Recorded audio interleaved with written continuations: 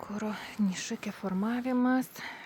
Man kažkaip dar nelabai moku filmuoti video, vis jos nutrūksta.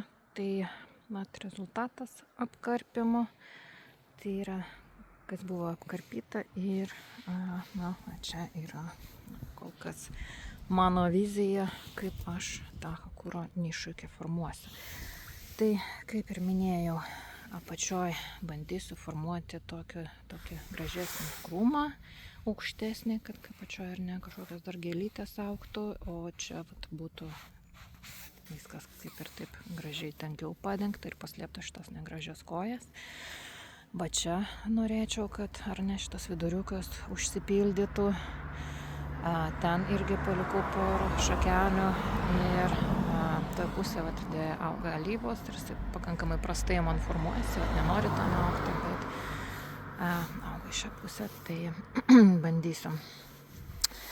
Ir čia kol kas paliktos, tiesiog, kad noriu greičiau, kad gražiau krūmas atrodytų. Kol kas šitos paliktos šakos, tai va čia ar ne burbulas formuosis. Va čia irgi norėsiu, kad jisai čia susiformuotų. Ten kol kas parodė, nežinau, kol kas nesugalvoju ir noriu iš vienos pusės, kad būtų tankiau.